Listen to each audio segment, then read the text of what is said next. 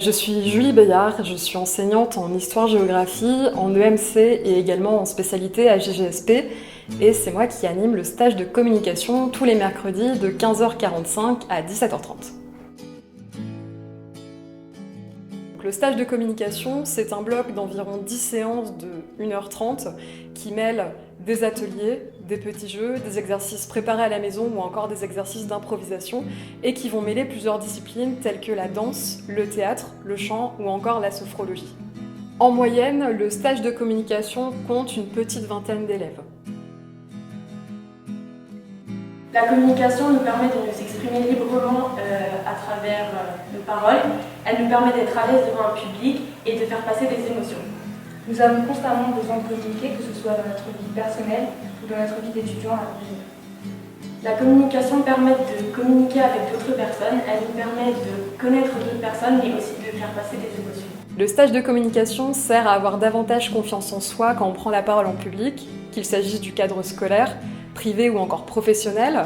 Il aide également à prendre des risques et à ne plus avoir peur de paraître ridicule.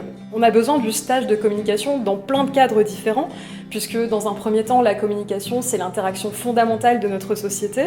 Ça prépare également aux oraux du bac, aux oraux liés au milieu professionnel, qu'il s'agisse d'entretien d'embauche ou encore de présentation. Il s'agit également d'aider à lutter contre certaines inégalités, comme les inégalités sociales. Évidemment, on n'est pas tous égaux face à l'éloquence, ou encore à lutter contre certaines discriminations, notamment liées au genre, puisque, comme on peut le constater dans le cadre du stage de communication, on a une majorité de filles et une minorité de garçons, et statistiquement, on sait que les filles ont tendance à moins prendre la parole à l'école. En somme, le stage de communication, il est utile à tout le monde.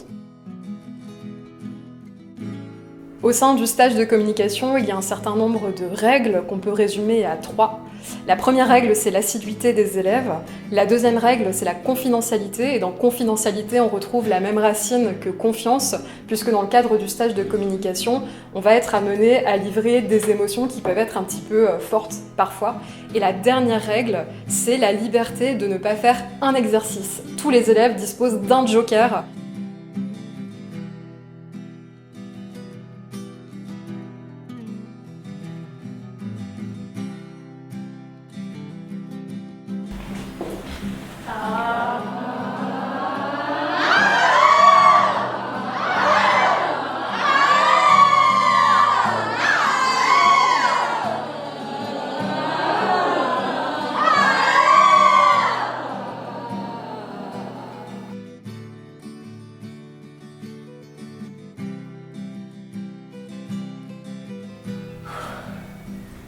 J'ai chaud. J'ai soif.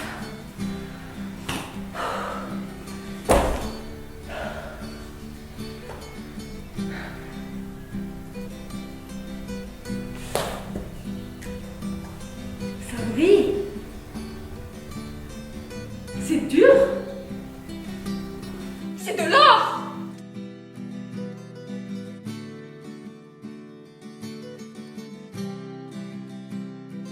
Mesdames et messieurs, veuillez applaudir Madame Lolo. Elle va sauter de 50 mètres de haut dans 50 cm d'eau. Est-ce que vous êtes prête, Madame Lolo? Oui, je suis prête. Ok, allez-y.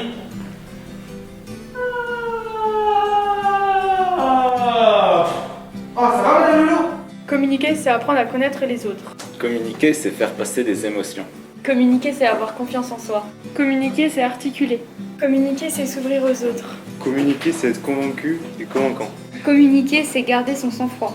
Communiquer, c'est prendre des risques. Communiquer, c'est s'engager. Communiquer, c'est partager.